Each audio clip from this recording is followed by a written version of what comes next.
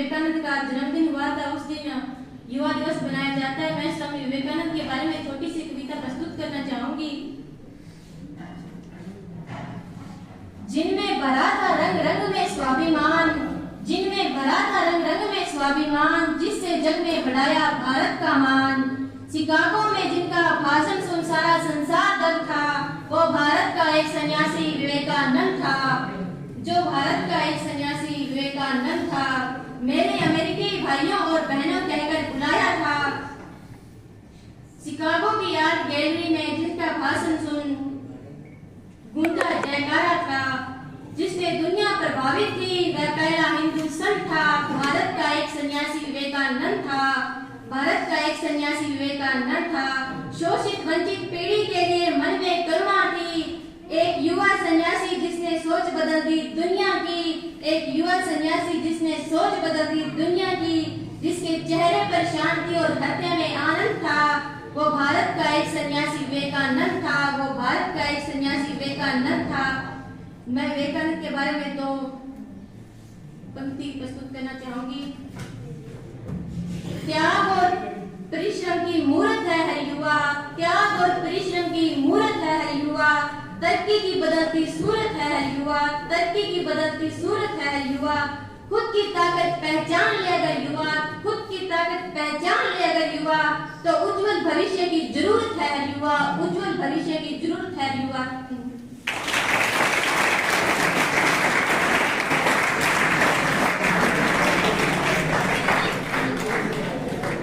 इसके पश्चात स्पीच के लिए आमंत्रित करूंगा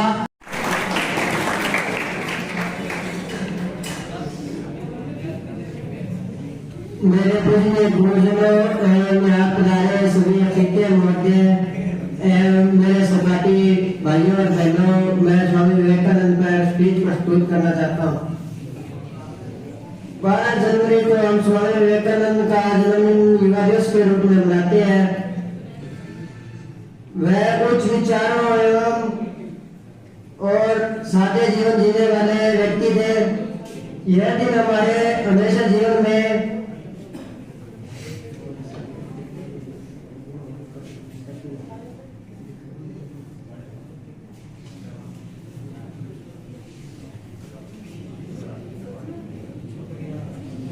हमारे जीवन में स्वामी विवेकानंद के महत्व की याद दिलाता है।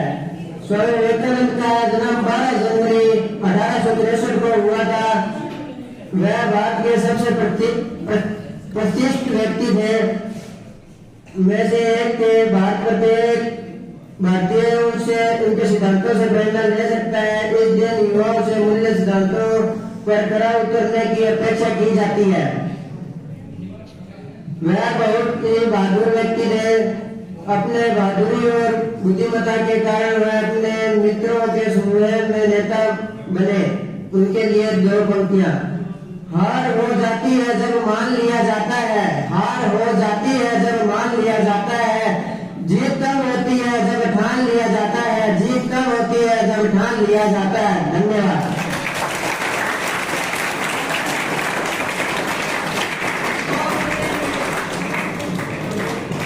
इसके पश्चात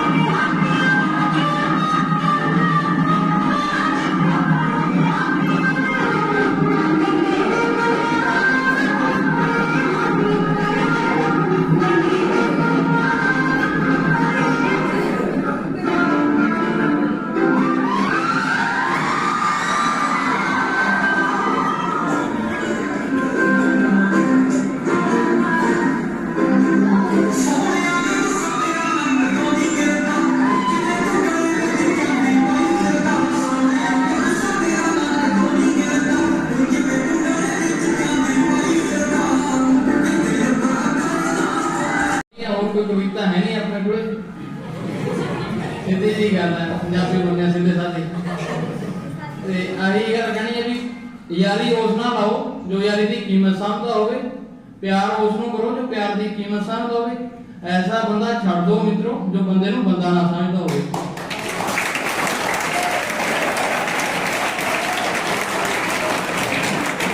ਇਹ ਗੱਲਾਂ ਸੁਣਨ ਵਾਲੀਆਂ ਨਹੀਂ ਗੀਆਂ, ਇਹਨਾਂ ਤੇ ਜੇ ਗੌਰ ਕਰੋਗੇ ਤੁਹਾਨੂੰ ਪਤਾ ਲੱਗ ਜਾਊ ਕਿ ਬੰਦਾ ਕੀ ਚੀਜ਼ ਹੁੰਦੀ ਹੈ।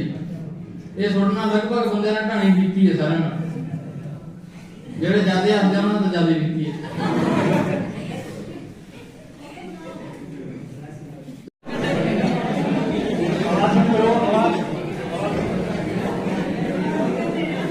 इसमें निकाल कर हमारे बीच आए। मेरा टॉपिक मेरा स्पीच नशा मुक्ति अभियान पर है। आज के समय में नशा एक ऐसी समस्या बन गया है जिसका प्रभाव परिवार, समाज सभी स्तरों पर दिखाई देता है। इन सभी को देखते हुए भारत सरकार ने भी 26 जून 2021 को राजस्थान के 273 जिलों में अभियान शुरू कर रखा है। नशा हमारे समाज के लिए बहुत ही गंभीर समस्या बन गई है, जिसके कारण बहुत से युवाओं का जीवन बर्बाद हो रहा है। एक बार नशे की लत लग जाने के बाद हम उसे किसी भी प्रकार छोड़ नहीं सकते। नशा बहुत से प्रकार का होता है, जैसे शराब है, अफीम है, सिगरेट है, जिसका बहुत ज्यादा नुकसान होता है। लेकिन नशीले पदार्थों पर बिक्री पर अगर सरकार भी रोक लगा दे तो काफी हद तक छुटकारा पाया जा सकता है। सरकार के साथ साथ ही हम युवाओं को भी इसमें सहयोग करना चाहिए। धन्यवाद। और बाहर से मेहमानों का मैं बहुत आभारी हूँ क्योंकि वो अपना कीमती समय निकाल कर यहाँ हमारे बीच में आए हैं आज। तो मैं युवा शक्ति राष्ट्र शक्ति के ऊपर कुछ स्पीच बोलना चाहूंगा, तो ध्यान से सुनना। युवा शक्ति किसी भी देश और समाज की रीढ़ होती है। युवा ही देश और समाज की को नई शिखर पर लेके जाते हैं। समाज को बेहतर बनाने और राष्ट्र को निर्माण में सर्वाधिक योगदान युवाओं को होता है।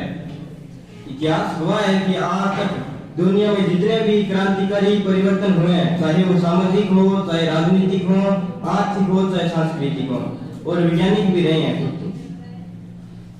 उनके मुख्य आधार युवा ही रहे हैं। भारत में भी युवाओं का एक समूह इतिहास है। प्राचीन काल में आदि गुरु शंकराचार्य से लेकर गौतम बुद्ध और महावीर स्वामी ने अपनी युवावस्था में धर्म और समाज सुधार का बीड़ा उठाया था। उदाहरण के तौर पर भारत की आजादी में अनेक युवाओं ने अपना योगदान दिया और कई युवाओं ने बलिदान दिया है। इसके परिणाम स्वरूप हमारा देश ब्रिटिश सरकारों को भगाने में कामयाब हुआ। अगर वर्तमान में भारत की बात की जाए तो यह दुनिया का सबसे युवा देश है। लेकिन सवाल यह है कि कौन सा युवा है जो देश को बदलेगा? क्या वह जो बेरोजगार होने के साथ दर भटक रहा है, या वह जिसकी प्रतिमा भ्रष्टाचार की भेंट चढ़ जाती है, या वो वंशवाद का मुखौटा ओढ़कर खुद को एक विकल्प के रूप में प्रयुक्त कर रहा है? क्या वे युवा जो देश में अपनी समान न मिलने पर विदेशी कंपनियों में नौकरी कर देश छोड़कर चले जाते हैं, या जिन्होंने हाथ में डिग्रियां तो है लेकिन विषय से संबंधित व्यवहारात्मक ज्ञान का सर्वथा अभाव है? वे साक्षर तो हैं लेकिन शिक्षित नहीं है। इन स्थितियों में के बावजूद युवाओं को एक उन्नत और आदर्श जीवन की ओर अग्रसर करना वर्तमान की सबसे बड़ी जरूरत है। ऐसे में जरूरत इस बात की है कि हम युवाओं को सशक्त बनाएं ताकि वे शिक्षा और बेरोजगार स्वास्थ्य कौशल विकास में अपनी भागीदारी बढ़ाकर समाज में उचित स्थान पा सकें। धन्यवाद।